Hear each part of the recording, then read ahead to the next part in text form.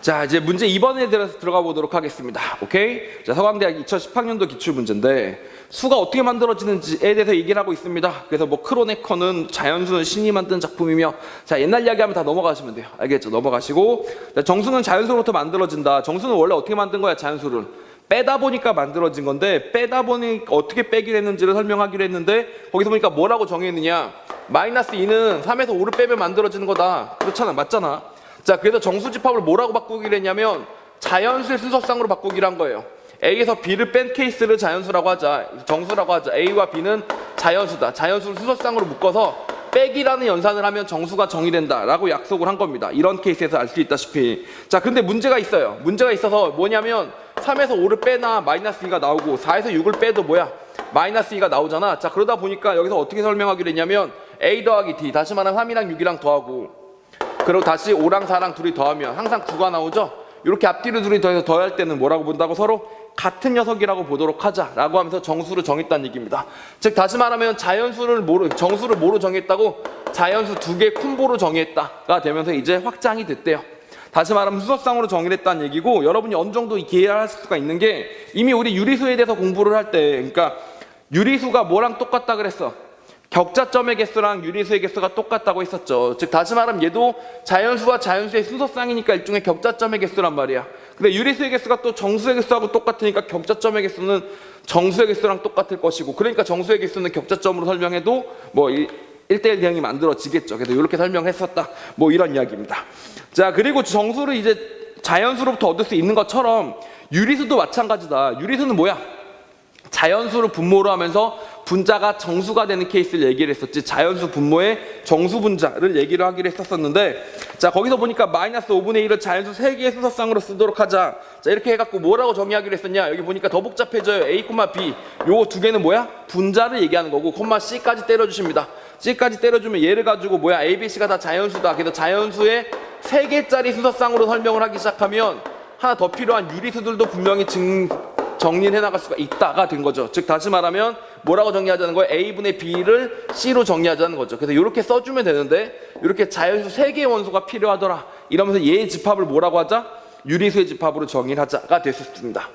알겠죠? 자, 그래서 여기서까지 우리 유리수 공부했던 것들을 다 복습하는 차원이 될 거고요. 자, 여기서 실수를 확장시키기 위해서 뭐라고 돼 있어? 제시문 B에다 밑줄 쭉 그어져 있고 뭐라고 돼 있어?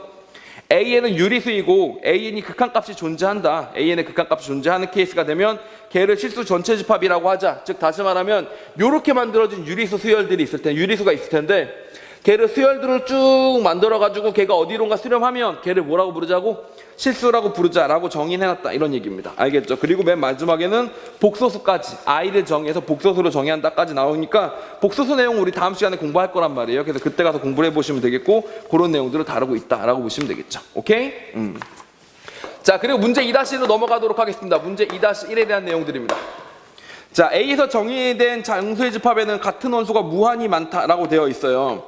자, 그리고 집합 내에는 같은 원소가 없도록 자연수를 이용해서 정수의 집합을 정의하시오. 그렇죠. 아까 얘기하면 뭐라고 있었어? 3,5도 마이너스 2고 4,6도 마이너스 2라서 이런 게 진짜 무한히 많이 생기잖아. 짜증나요.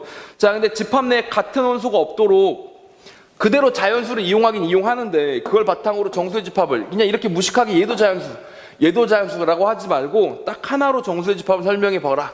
이렇게 나와 있는 겁니다. 어떻게 설명해 주면 좋을까?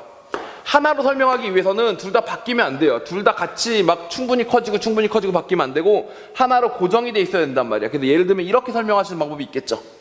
A, 1이라고 하나 1을 고정시켜 버리도록 하겠습니다. 자, 그럼 뭐가 될까? 얘가 1이 오든 2가 오든 3이 오든 항상 뭐가 되냐면 얘는 1 이상이 됐으니까 얘는 뭐가 돼? 이렇게 해서 A는 자연수 이렇게 집합을 하면 얘는 무슨 집합이 된다고? 얘는 무슨 집합이 된다고? 그럴 때는 무조건 양의 음이 아닌 정수 집합이 되겠죠. 아닌 정수의 집합이 되겠죠. 알겠습니까? 자, 이렇게 만들어질 거고, 또 마찬가지로 여기서 생각해보자. 1,A라고 여기를 1로 고정시켜 놓으면 어떻게 되겠어? 여기가 1이 될 경우에는 0이 되겠지만 2나 3이나 올 경우는 음이 되겠죠. 다시 말하면 얘는 어떤 집합이 되냐면 똑같이 얘는 자연수로 정했을 때 양이 아닌 집합이 만들어지게 되는 겁니다. 알겠죠? 자, 그러면 1,1 같은 경우는 양쪽이 겹치잖아요. 뭐 사실 같은 분류이긴 한데, 그러다 보니까 이렇게 정리하도록 합시다. 요렇게 하고 둘 다 1,1 하나 정리하고, 1,1은 뭐야? 1,1이 뭐라고 약속을 하자고? 0이라고 약속을 하자.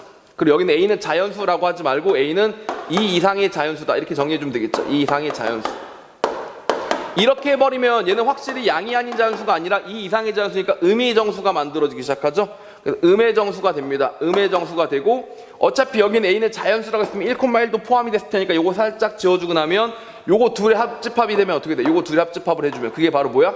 정수집합이 만들어지겠죠. 그리고 거기에는 겹치는 일이 없다. A 하나 가지고 설명을 하게 된다 라고 보시면 되겠습니다. 알겠죠? 그래서 사실 뭐 간단한 아이디어니까 이 정도까지는 충분히 떠올릴 수 있지 않을까 라고 생각이 들고요. 자, 문제 2-2번으로 넘어가서 계속적으로 문제를 풀어봅니다. 유리수 전체 집합이 B에서 정의된 실수 전체 집합의 부분 집합임을 보이시오.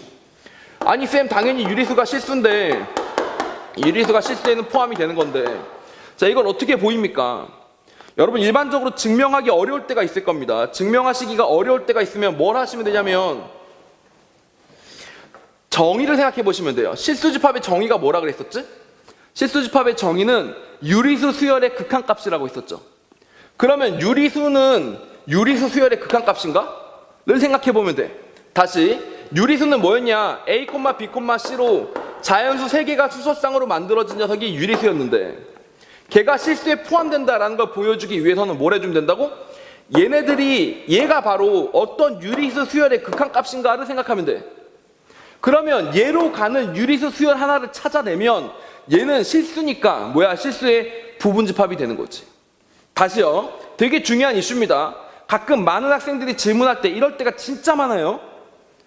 쌤, 이거 뭐 어떻게 증명해야 되는 건지 모르겠어요. 내용은 알겠는데 증명이 시작이 안 돼요. 이런 경우들이 있죠. 이것도 딱 보면 그래요. 아, 유리수가 실수의 부분집합인 거 나 알아요. 그런데 도대체 이걸 어떻게 증명해야 될지 모르겠어요. 이런 친구들이 분명히 있다고. 알겠죠? 자, 그럴 때 어떻게 해주면 된다고? 이 녀석에 대해서 어떻게 해주면 되는 거냐? 다시 얘를 요렇게 유리수 실수 집합이 똑같이 만들어졌죠. 그럼 다시 실수의 정의대로 정의를 생각해보면서 문제를 풀어주는 것이다 라고 보시면 되는 겁니다. 알겠죠? 자, 정의로 생각해본다는 게 무슨 말이야? 얘네들의 수열의 극한값이 다시 1로 온다는 것만 보여주면 되는 거니까 이런 수열을 정의해 보도록 하겠습니다. AK, B 플러스 K, C 이런 거 하나 정의해 보는 거죠. 이렇게 봐봐. 여러분 아시겠죠? 방금 전에 무한히 있다고 친 것처럼 여기에 1이 들어가던 2가 들어가던 3이 들어가던 K에 K에다 자연수를 집어넣고 막 무한히 집어넣어 버리면 K가 1일 때가 1번째 항, 2일 때가 2번째 항, 3일 때가 3번째 항, K일 때가 K번째 항이라고 정의라면 이 유리수 수열은 항상 이 값과 똑같은 값이 나오게 됩니다. 그럼 요 유리수들이 계속적으로 반복되면서 쭉 나열이 돼. 그럼 걔가 어디로 가? 결국 A, B, C에서 가만히 유지되고 있는 거니까 극한값이 A, B, C지. 그럼 요 유리수도 뭐라고? 일종의 자기 자신으로 오는 유리수 수열의 극한값이기 되기 때문에 얘도 뭐가 된다? 실수가 되게 된다. 얘가 실수의 부분집합에 포함되는 거 어떻게 보이면 된다고? 정의를 찾아보세요. 앞에 보면 제시문에서 분명히 정의가 있을 거다라고 보시면 되는 겁니다. 알겠죠? 문제 1, 2번을 푸시면서 아, 정의 활용하면 확실히 쉽구나 라는 점만 좀 깨우쳤다면 아, 정말 많이 배운 거예요. 알겠죠? 증명하실 때는 정의 찾아보시고 앞에 제시문 찾아보시고 하시면 되는데 그걸 마무리 지을 만한 문제가 바로 2-3번이 이어집니다. 2-3번 볼까요? 실수에서의 순서 같거나 크다를 정의하자라고 되어 있습니다. 같거나 크다가 뭐냐? 0보다 크거나 같은 실수들의 집합이라고 할 때 P를 뭐라고 한다고? 음아닌 실수라고 보시면 되겠죠. 0보다 같거나 큰 집합이라고 한다. 음아닌 실수라고 정의됐을 때 A, B가 P이면 A, B가 P에 포함되면 A에서 B를 뺐던 얘가 P에 포함됐다. 그러면 음아닌 실수가 나왔다는 얘기니까 당연히 A가 뭐가 된 거야? 이렇게 정의하기로 한 거죠. 알겠죠? 자, 이렇게 하기로 한 겁니다. 그럼 A가 B보다 같거나 크고 B가 C보다 같거나 크면 아니 이거 뭐 당연히 A는 C보다 같거나 큰 거 아닙니까?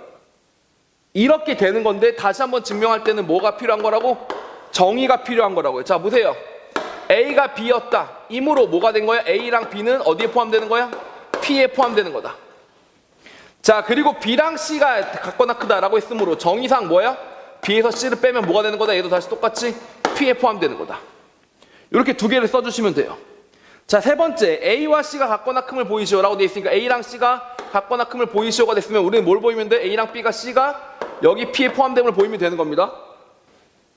근데 사실 상식적으로 생각했을 때 얘가 P에 포함되고 얘가 P에 포함되면 얘네 둘이 더하면 딱 얘가 나오니까 양수끼리 더하면 0 이상이 될 것 같단 말이야.